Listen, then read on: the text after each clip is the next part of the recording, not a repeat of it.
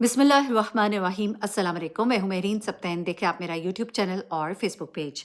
नाज़रीन, ये जो स्टोरी आपके साथ शेयर कर रही हूँ मेरे उन बहन भाइयों के लिए है जो बैरून मुल्क चले जाते हैं, वहाँ पे अपनी दुनिया आबाद कर लेते हैं, लेकिन अपनी जड़ों से ताल्लुक़ रखना चाहते हैं, मज़बूत करना चाहते हैं अपनी जड़ों को। ये फ़ैमिली जो है ये कनाडा में मुकीम थी और आज से कोई 15 साल पहले ये कनाडा गए और वहाँ पर जाकर ये बस गए। इनके बच्चे जो हैं उस वक़्त कोई बेटा इनका बड़ा 10 साल का था, दूसरा बेटा उनका 9 साल का था और उस वक़्त ये इस कनाडा में आते हैं और कनाडा में आने के बाद अपनी यहाँ पे ज़िंदगी जो है उसे बढ़ाते हैं और उनके बच्चे जो हैं माशाल्लाह अच्छा पढ़ लेते हैं और अपनी-अपनी लाइफ़ में आगे बढ़ जाते हैं।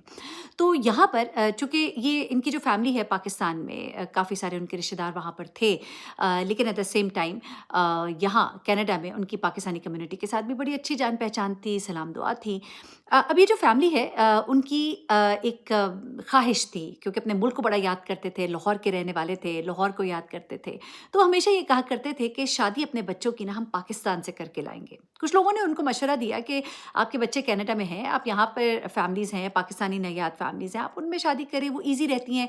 लड़कियाँ जो वहाँ से आती हैं, लोग ज़्यादातर जो लड़कियाँ पाकिस्तान से लेकर आते हैं, वो ये सोच कर भी लाते हैं कि बहुत ही घरेलू होंगी, थैंकफुल होंगी, उनको जब यहाँ की लग्ज़रीज़ मिलेंगी, वो घर को अच्छे से सँभालेंगी, हमारे मुताबिक रहेंगी, हमारे कल्चर के मुताबिक, क्योंकि यहाँ की जो लड़कियाँ होती हैं, वो अपने राइट्स को बड़े अच्छे से समझती हैं, वो इंडिपेंडेंट रहना चाहती हैं, तो हमारे लिए बड़ा अच्छा हो जाएगा, अपने कल्चर से हम जुड़े भी रहेंगे।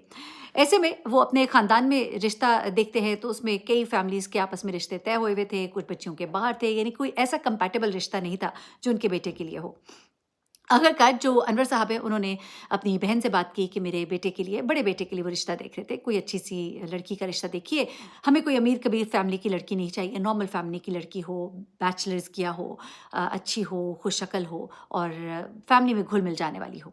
उनकी बहन जो है इधर-उधर पता करती हैं और आखिरकार एक रिश्ता उनको नज़र आता है। उनकी भी इतनी जान-पहचान तो नहीं होती उनसे, लेकिन बस एक रिश्ता सामने आता है, वो उनको देखती हैं, उन्हें बेहतर लगता है, अपने भाई को वो बताती हैं और उसके बाद वो फैमिली जो है वो पाकिस्तान आती है, रिश्ता वगैरह डाला जाता है और वो लोग तो बहुत खुश होते हैं क्योंकि उनको एक बड़ा अच्छा फैमिली जो है वो मिल रही है, कनाडा में रहते हैं, लड़की उनकी बड़ी खूबसूरत होती है, इनको भी बड़ी पसंद आती है और उसके बाद ये रिश्ता जो है ये तय हो जाता है। हँसी-खुशी ब्याह कर वो उसको पाकिस्तान से कनाडा लाने की तैयारी करते हैं, ज़ाहिर-सी बात है वो एक प्रोसेस होता है, स्पाउस वीज़ा जो है अप्लाई करना होता है और बहुत सी चीज़ें होती हैं। ये सब करने के लिए लड़का वापस आता है, वहाँ से उसके पेपर्स बनवाए जाते हैं और आखिरकार लड़की जो है अल्लाह-अल्लाह करके कोई तकरीबन 1.5 साल के बाद, 1.5 साल तो नहीं, तकरीबन साल आप कह लीजिए, साल के बाद वो कनाडा पहुँच जाती है। अब वो बहुत खुश होती है, ज़ाहिर-सी बात है, उसको भी बड़ी ख़्वाहिश थी बाहर के मुल्क की, एक कह लीजिए कि नॉट ओनली मिडल क्लास बल्कि थोड़ा-सा मिडल क्लास से भी नीचे ही आप कह लीजिए, उससे ये इसका ताल्लुक था और नया-नया उसने ये सब कुछ देखा, उसे सब कुछ बड़ा अच्छा लग रहा था। लेकिन आपको कहते हैं ना शादी एक जुआ होता है, नहीं मालूम होता कि अगला बंदा किस तरह का है। अब क्या होता है जनाब कि ये जब कनाडा आती है और ज़ाहिर-सी बात है फिर फैमिलीज़ में फंक्शंस और डिनर्स और ये सब कुछ होता है। तो एक दिन ये लोग किसी डिनर पे जाते हैं और जब वापस आते हैं तो थोड़ी देर के बाद ही दुल्हन जो है वो कमरे में जाती है अपने कपड़े वगैरह बदलने के लिए और अभी बेटा उनका बाहर बैठा होता है अपने वालिद के साथ और ये सारे के सारे जो है वो डिनर पे गए थे और उस वक्त इनके घर में कुछ मेहमान जो हैं वो भी ठहरे हुए थे और कमरे से एकदम से उनकी बहू की आवाज़ें आती हैं, वो परेशान अपने शौहर को आवाज़ देती है, शौहर जो है अंदर कमरे में जाता है और थोड़ी देर के बाद ससुर और सास को भी कमरे में बुला लाता है और फिर वहाँ पे बात ये हो रही होती है कि उसका सारा ज़ेवर जो कि अलमारी में पड़ा था वो सब का सब गायब हो गया है। सब बहुत परेशान होते हैं। सिर्फ़ उस वही ज़ेवर था जो उसके हाथ में था, यानी कि जो उसने हाथों में उस दिन सिर्फ़ 2 कड़े ही पहने थे और उसके अलावा उसने कुछ ऐसा नहीं पहना था क्योंकि उस दिन एक ऐसी फ़ैमिली में जा रहे थे जहाँ पे थोड़ा-सा पर्दे वग़ैरह को देखा जाता था। तो उन जगहों पर उन्होंने जाते हुए बहू से कहा था कि बेटा आप भी ज़रा सर पे दुपट्टा वग़ैरह कर लेना और इसने ठीक से हिजाब कर लिया था और उसके बाद इसने उस दिन कोई ज़ेवर उस तरह का नहीं पहना था कानों में और गले में और सिर्फ़ कड़े वग़ैरह पहन के वो वहाँ पे चली गई थी। बल्कि एक लॉकेट बड़ा पहना था जो कि आर्टिफ़िशियल था, ओरिजिनल नहीं था। एनीवे, अब क्या होता है जनाब बड़ी परेशानी है, परेशान है, सवाल-जवाब, अलमारियाँ खोल के देखी गई, सब कुछ देखा गया। अब घर में जो लोग थे, उनसे तो सवाल-जवाब कर नहीं सकते थे, लेकिन बहुत परेशानी। लेकिन वो लोग भी जो है उनके साथ दावत पर गए थे, तो कुछ समझ ना आई। अब वालिदा ने उनकी कहा कि अब खामोशी इख्तियार की जाए, इज़्ज़त की बात है, ज़ाहिर-सी बात है, जो घर मेहमान आए हैं, उन पे बड़ा एतबार था, कोई ऐसी बात हो नहीं सकती। अब उसके बाद दुल्हन जो है उसका रो-रो के बुरा हाल, ये भी परेशान कि नई नवेली दुल्हन आई थी, क्या सोचेगी? जो हमने डाला वो भी गया और जो उसके घर वालों ने डाला वो भी गया। तो जनाब ये चीज़ जो है लेकर वो ज़ाहिर-सी बात है परेशान भी होते हैं, फिर उसको दिलासा देते हैं, अच्छा परेशान ना हो, हम तुम्हें और बना देंगे और ये करके उसे चुप करा दिया जाता है। कुछ दिनों के बाद इन्हें 1-2 और दावतों पे जाना होता है। सास जो हैं अपने अलमारी से निकाल के अपना ज़ेवर उसको देती हैं, अपने कड़े देती हैं, उसे हार देती हैं, उसे चुप कराती हैं, कहती हैं कि बेटा मेरी चीज़ है, तुम्हारी चीज़ है, एक ही बात है। ये मैंने अपने दूसरे बेटे की बीवी के लिए रखा था, लेकिन अब तुम पहन लो, कुछ नहीं होता, अल्लाह हमें और देगा, हम और बना लेंगे। यानी कि बड़े अच्छे लोग होते हैं। उसके बाद ये जनाब ज़ेवर-शेवर पहनती है, बड़ी खुश होती है और उसके बाद ये चले जाते हैं और सब कुछ होता है। उसके बाद जनाब क्या होता है कि चीज़ें इसी तरह से चल रही हैं, मामलात चल रहे हैं और छोटी-छोटी चीज़ें घर में वो बड़ा ख़्याल रखती है, बड़े प्यार-मोहब्बत से उनके साथ चलना, उठना, बैठना। लेकिन कुछ चीज़ों में कभी-कभी उनके सास-ससुर को होता था कि थोड़ा लालच उसके अंदर नज़र आता था, चीज़ों को समेट के रखना, अपनी चीज़ों को नहीं खोलना, अपनी चीज़ों के मामले में बड़ा पर्टिकुलर होना, पैसे अपने शौहर के बचा के रखने की कोशिश करना, घर में इस्तेमाल करने से कभी-कभी वो अपने शौहर को रोकती भी थी और इस तरह की चीज़ें। लेकिन इन चीज़ों को इग्नोर करते गए और एक घर का सिस्टम था, वो सब का सब चल रहा था। अच्छा, अब एक दिन क्या होता है कि जनाब इनकी सास जो हैं उनकी एक बहन थी और वो बहन जो है पाकिस्तान में थी, उनकी बेटी जो है वो पाकिस्तान से इधर पढ़ने के लिए आती है, वो यहाँ पर रहना शुरू कर देती है। उनकी वालदा भी कहती हैं कि हमारे पास आकर रहे, ऐसी कौन सी बात है कि कहीं और जाकर रहे।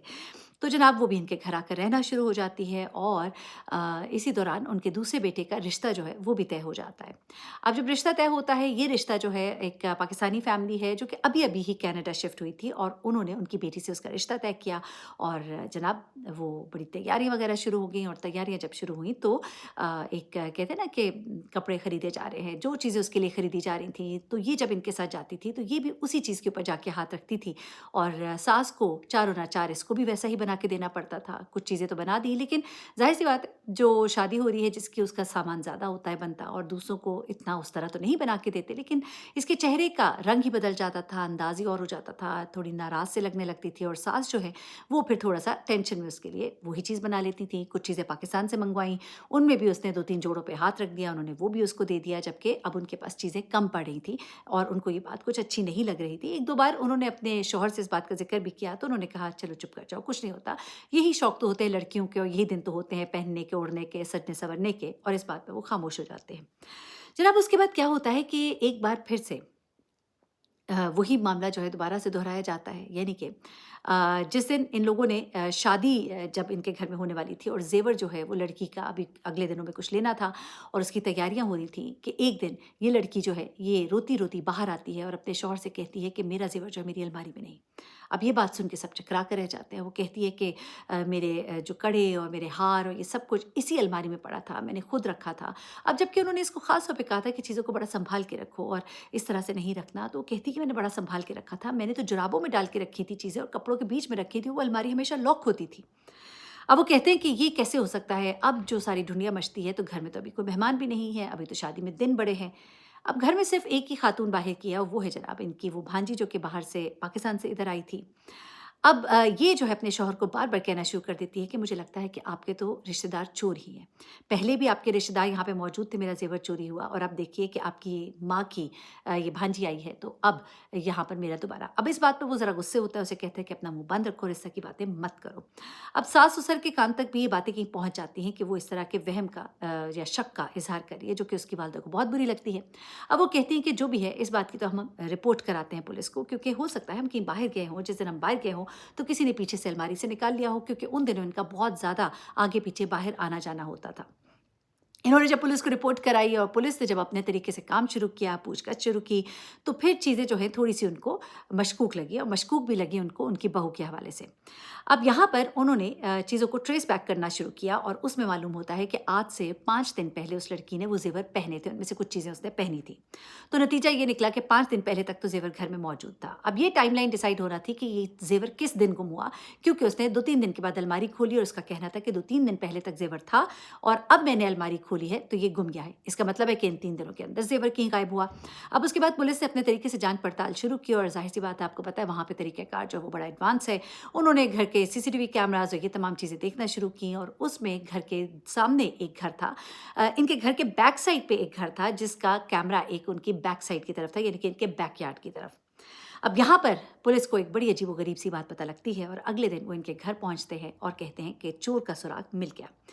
ये बात सुनना था कि बहू का रंग जो है वो उड़ जाता है और सवाल करते हैं कि जी जब सवाल करते हैं कि कैसे मिल गया तो उसके बाद पुलिस कहती है कि हमारे साथ आइए और लेकर जाते हैं उनको घर के बैकयार्ड में। बैकयार्ड में जाते हैं तो एक हिस्सा होता है जहाँ पर के सब्जियों को वो उगाते थे, छोटी-छोटी चीज़ें वहाँ पे लगाते थे और उसी के एक कोने में एक एरिया छोटा-सा ऐसा बना था जहाँ पे बहुत से पत्थर पड़े थे और उन पत्थरों के ऊपर एक बाल्टी पड़ी थी और बाल्टी में घर की सफाई का सामान था। पुलिस जाकर उस बाल्टी को एक साइड पे करती है, पत्थर को उठाती है और उसके बाद वहाँ नीचे देखते हैं तो नर्म मट्टी होती है, उस मट्टी को खोदती है। जब खोदती है तो नीचे से एक बॉक्स मिलता है, लकड़ी का बॉक्स।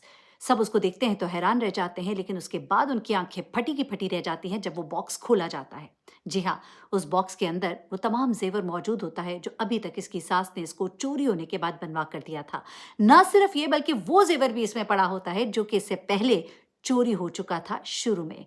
यहाँ पर सब हैरत से उसको देखने लगते हैं। ऐसे में इसकी सास आगे बढ़ती है और उस बॉक्स के अंदर से 2 कड़े निकाल कर कहती है, "ये कड़े भी तुमने चोरी किए हैं?" जी हाँ, ये 2 कड़े जो है इसकी सास के चोरी हुए थे और इसके बारे में उनको उस वक़्त पता लगा जब इस औरत ने शोर मचाया था कि मेरे ज़ेवर चोरी हो गए। उन्होंने जब अपनी अलमारी चेक की तो उनका ज़ेवर तो पड़ा था लेकिन उनके वो 2 कड़े नहीं थे। उनको याद आया कि ये 2 कड़े तो मैंने कुछ अर्सा पहले पहने थे और मुझे ऐसा लगा कि मैंने वापस अलमारी में रख दिए हैं। लेकिन ये 2 कड़े मेरी अलमारी में नहीं थे, इसका मतलब ये है कि उन्हें भी ये चुरा चुकी थी।